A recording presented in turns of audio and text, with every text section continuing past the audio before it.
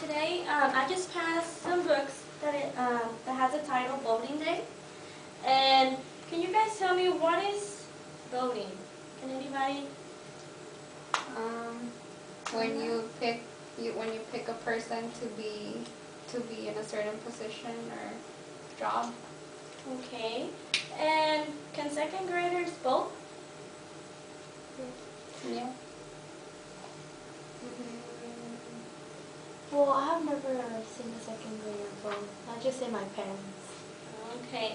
I don't know if you have seen in the hallways that they're getting a class president for fifth graders. So you can tell that students can vote, but they just can't participate in legal elections for state or national elections, okay? So those were very good answers.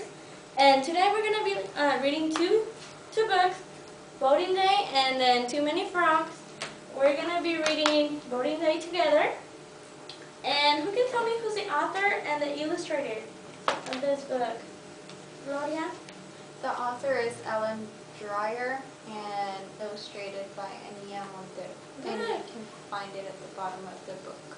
Okay, good. Okay, so you can go ahead and open your book in the first page, and you will find vocabulary words. They're going to be very important for you to understand the reading, okay? So,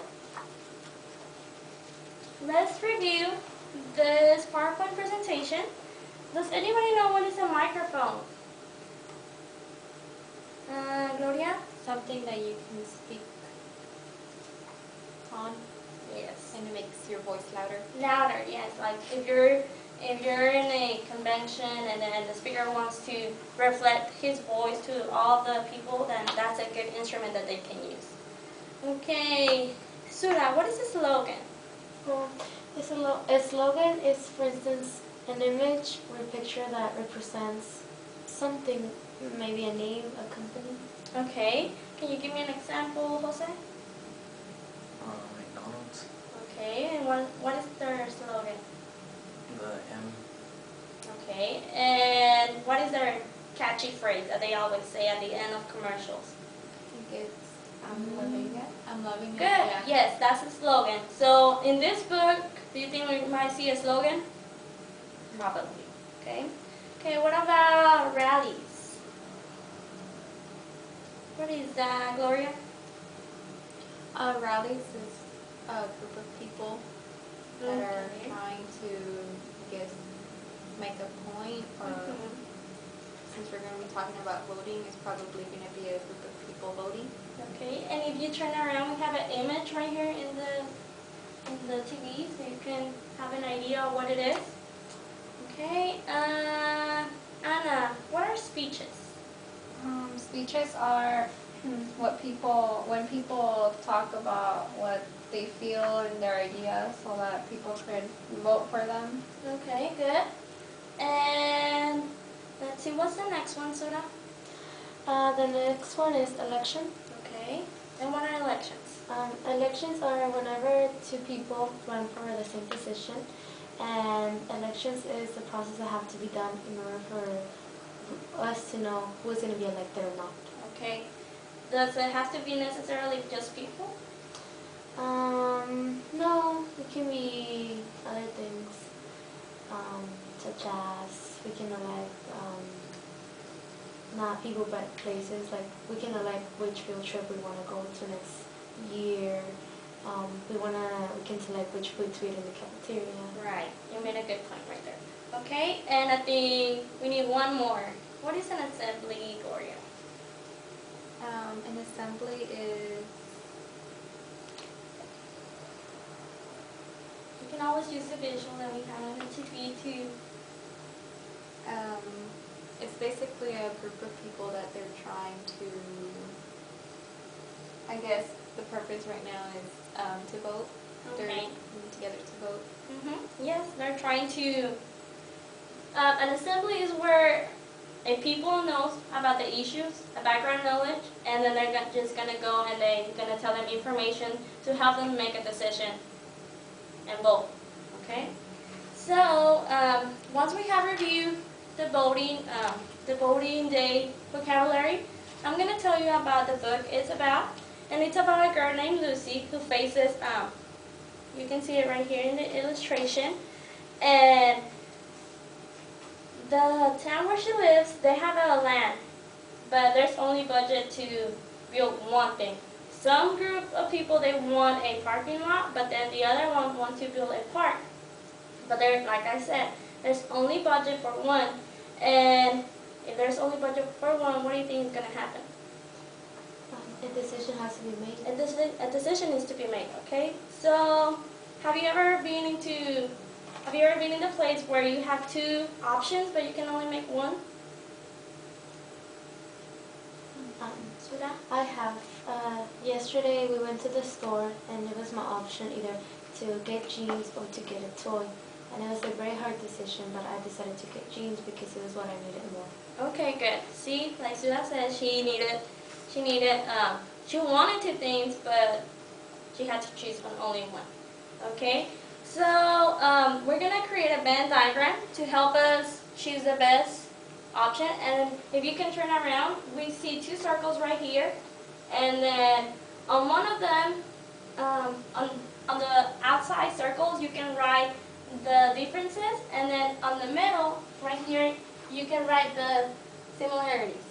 So, in the case of you that you wanted the, what was it, the jeans and the toy, and the common things, you can write that you wanted both, and then in the differences, it was that you needed more one than the other, okay? And so that's why we use the Venn diagrams, to understand differences and similarities and to help us understand which decision to take, okay? So, can somebody tell me the genre of the book? Or can somebody tell me where we can find the genre? Gloria? In the back. In the back. Okay, and what kind is it? It's realistic fiction. Okay, good. And what is realistic fiction? That it could happen. Okay, yes. It's the characters will face a situation or maybe a problem, but it can actually happen in real life. So whatever we read, it can happen to us, or it might already happen. Okay? So I'm assuming that you guys have been introduced to the Venn diagram, because on first grade, it's one thing that you do. So Venn diagrams are very helpful, like I said, and many business people use them to make decisions, like with money. So today we're going to learn about strategy called drawing conclusion, and it's essential because it allows us to organize facts that we find in the book, and then to make a final prediction. We're going to read, and I'm going to pass you this pink strips. If you can just pass one and pass it over. And what I want you to do is read it on your own. And once you're finished, I want you to place the pink paper on the top, and that's a signal that you're done. Once you're done, I'm gonna read it to you, and you're just gonna follow along. Okay? And then in one page, you will find a sticky note that it will say stop, and there's where we're going to make a prediction. Okay? So go ahead and start reading.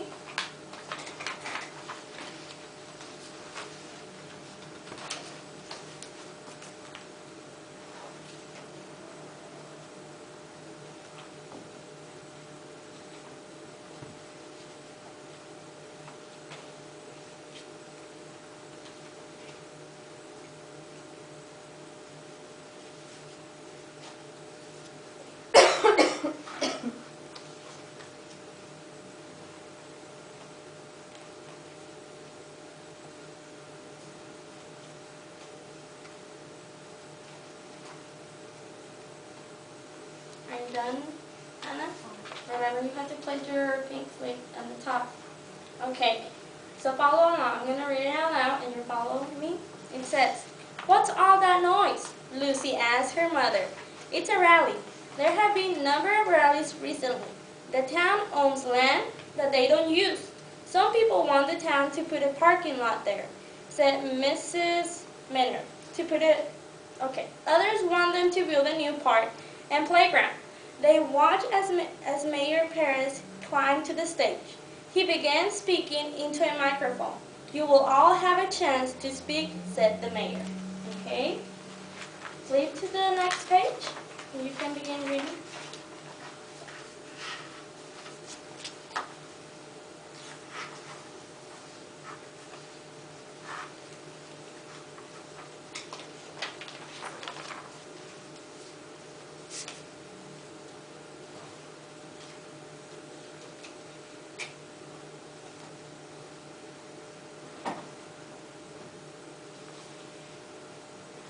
It seems like everyone is done. So it says, she told her friends what she had seen and asked their opinions. Okay, continue on page 7, please.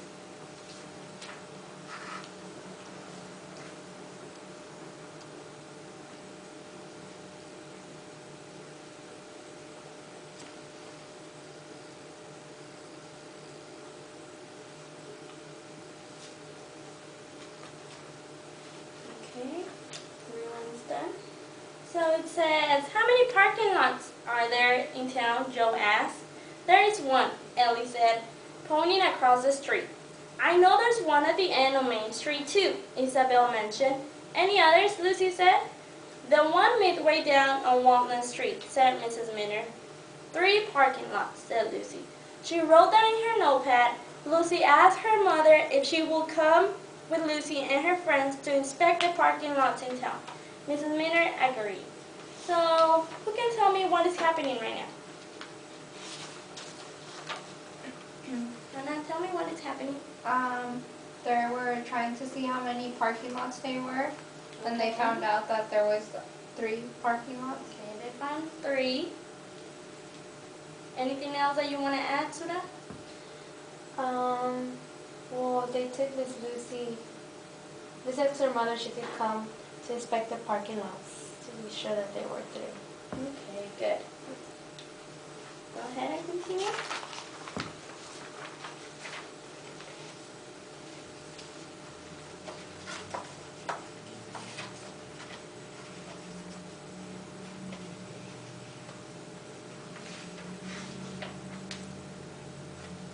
Everyone is done? Okay, it says, after they left the dinner, Mrs. Meaner decided to take a closer look. They inspected that the parking lots, they counted all the spaces, and there were 130 spaces for cars. So were there plenty of spaces for the people in the town? Yes. Okay, let's find out about the parks.